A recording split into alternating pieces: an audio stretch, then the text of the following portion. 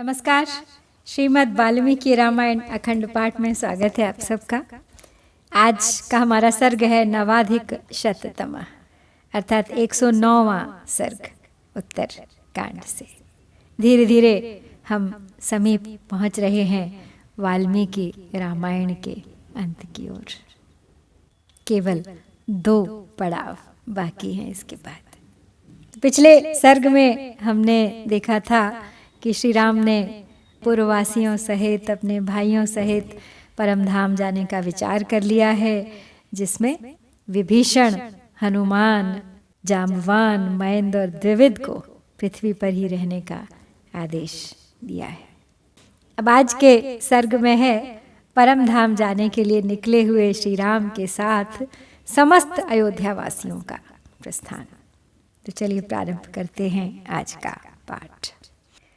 प्रभातायां तु शर्वर्यां पृथुवक्षा महायशाः रामः कमलपत्राक्षः पुरोधसमथा ब्रवीत् अग्निहोत्रं व्रजत्वग्रे दीप्यमानं सह द्विजैः वाजपेयातपत्रं च शोभमानं महापथे ततो वसिष्ठस्तेजस्वी सर्वं निर्वशेषतः चकार विधिवद्धर्मं महाप्रास्थानिकं विधिं ततः सूक्ष्मांबरधरो ब्रह्ममावर्तयन् परम् कुशान् गृहीत्वा पाणिभ्यां सरयूं प्रययावथ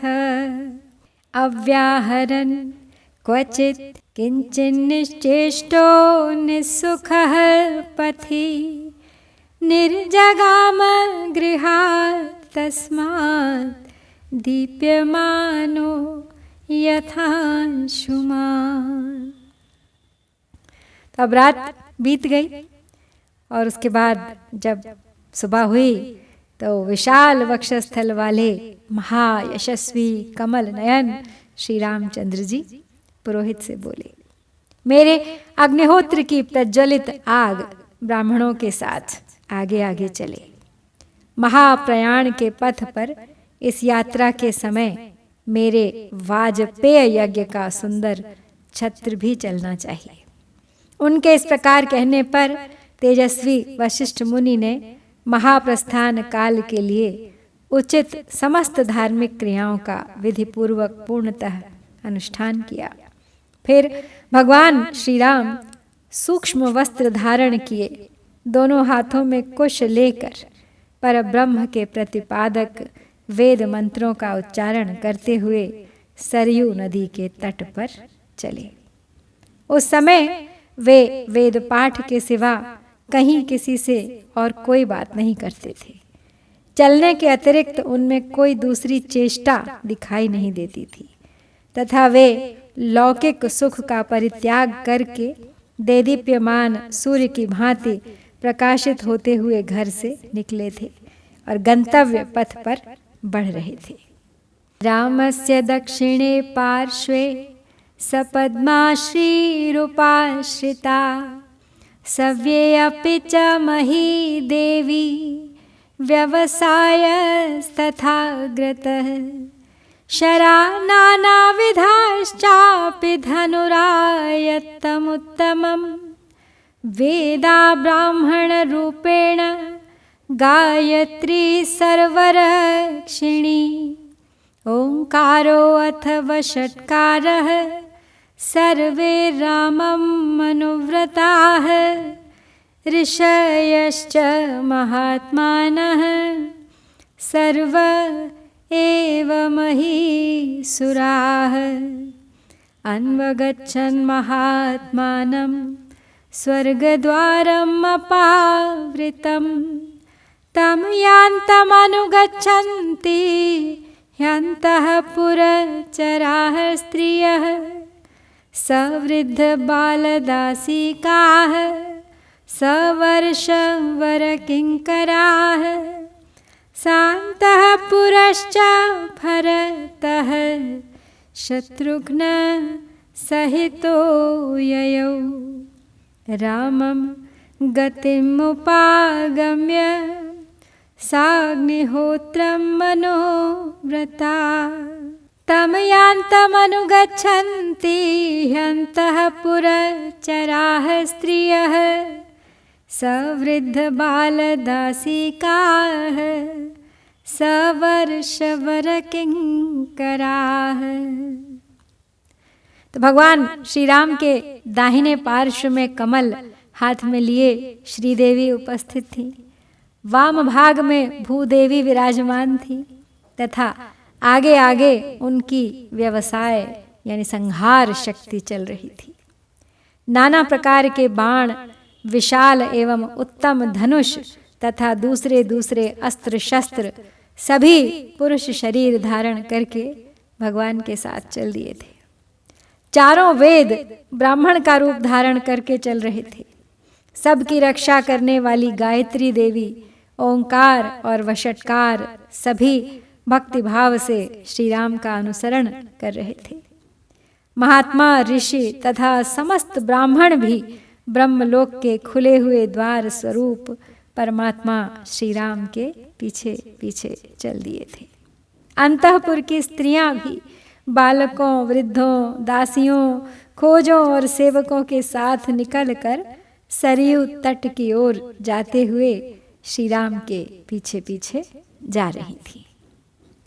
शान्तः पुरश्च भरतः शत्रुघ्न सहितो ययौ रामं गतिमुपागम्य साग्निहोत्रमनुव्रताः ते च सर्वे महात्मानः साग्निहोत्राः समागताः सपुत्रदाराः काकुत्स्थमनुजग्मुर्महामतिम् मन्त्रिणो भृत्यवर्गाश्च सपुत्रपशुबान्धवाः सर्वे सानुगा राममन्वगच्छन् प्रहृष्टवत् ततः सर्वाः प्रकृतयो हृष्टपुष्टजनावृताः गच्छन्तम् अनुगच्छन्ति राघवं गुणरञ्जिताः ततः स स्त्री पुमांसस्ते सपक्षिपशुबान्धवाः राघवस्यानुगाः सर्वे हृष्टा विगत कल्मषाः। तब भरत और शत्रुघ्न अंतःपुर की स्त्रियों के साथ अपने आश्रय स्वरूप भगवान श्री राम के जो अग्निहोत्र के साथ जा रहे थे पीछे पीछे चल दिए। वे सब महामनस्वी श्रेष्ठ पुरुष एवं ब्राह्मण अग्निहोत्र की अग्नि तथा स्त्री पुत्रों के साथ इस महायात्रा में सम्मिलित हो परम बुद्धिमान श्री रघुनाथ जी का अनुगमन कर रहे थे। समस्त मंत्री और भृत्य वर्ग भी अपने पुत्रों, पशुओं, बंधुओं तथा अनुचरों सहित हर्षपूर्वक श्री राम के पीछे पीछे जा रहे थे। हृष्ट पुष्ट मनुष्यों से भरे हुए समस्त प्रजाजन श्री रघुनाथ जी के गुणों पर मुग्ध थे, इसलिए वे स्त्री, पुरुष, पशु, पक्षी तथा बंधु बांधवों सहित उस महायात्रा में श्री राम के अनुगामी हुए। उन सब के हृदय में प्रसन्नता थी और वे सभी पाप रहित हो गए थे। स्नाताः प्रमुदिताः सर्वे हृष्टपुष्टाश्च वानराः दृढं किल किला शब्दैः सर्वं रामम् अनुव्रतम् न तत्र कश्चित् दीनो वा व्रीडितो वापि दुःखितः हृष्टं समुदितं सर्वं बभूव परमाद्भुतम् द्रष्टुकामो अथ निर्यान्तं रामं जानपदो जनः यः प्राप्तः सोऽपि दृष्ट्वैव स्वर्गायानुगतो जनः ऋक्षवानररक्षांसि जनाश्च पुरवासिनः आगच्छन् परया भक्त्या पृष्ठतः सुसमाहिताः। तो संपूर्ण हृष्ट पुष्ट वानरगण भी स्नान करके बड़ी प्रसन्नता के साथ किलकारियां मारते हुए भगवान श्री राम के साथ जा रहे थे। वह सारा समुदाय ही श्री राम का भक्त था। उनमें कोई भी ऐसा नहीं था जो दीन दुखी अथवा लज्जित हो। वहाँ एकत्र हुए सब लोगों के हृदय में महान हर्ष छा रहा था और इस प्रकार वह जन समुदाय अत्यंत आश्चर्यजनक जान पड़ता था।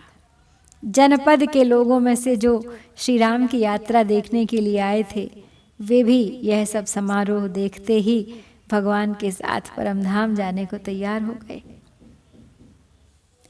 रीछ, वानर, राक्षस और पुरवासी मनुष्य बड़ी भक्ति के साथ श्री रामचंद्र जी के पीछे पीछे एकाग्रचित्त होकर चले आ रहे थे।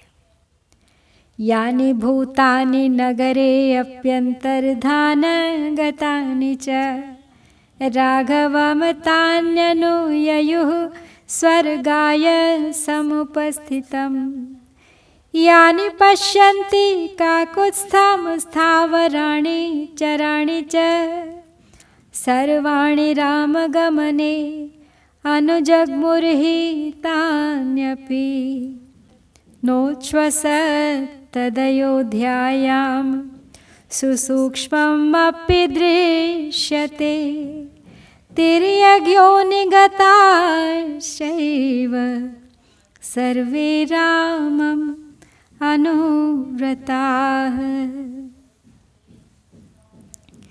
अयोध्या नगर में जो अदृश्य प्राणी रहते थे, वे भी साकेत धाम जाने के लिए उद्यत हुए। श्री रघुनाथ जी के पीछे पीछे चल दिए। चराचर प्राणियों में से जो जो श्री रघुनाथ जी को जाते देखते थे, वे सभी उस यात्रा में उनके पीछे पीछे चल देते थे। उस समय उस अयोध्या में सांस लेने वाला कोई छोटे से छोटा प्राणी भी रह गया हो, ऐसा नहीं देखा जाता था। तिर्यक योनि के समस्त जीव भी श्री राम में भक्तिभाव रखकर उनके पीछे पीछे चले जा रहे थे। तो श्री राम अपनी परमधाम की यात्रा पर चल दिए हैं। संपूर्ण अयोध्या नगरी, पशु पक्षी, जीव जंतु सब उनके पीछे पीछे चल दिए। और इसके साथ ही हम श्री वाल्मीकि निर्मित आर्ष रामायण आदि काव्य के उत्तरकांड में 109वां सर्ग पूरा करते हैं। इत्यार्षे श्रीमद् रामायणे वाल्मीकिये आदि काव्ये उत्तरकांडे 9अधिकशततमः सर्गः। ओम श्री सीतारामचंद्राभ्यां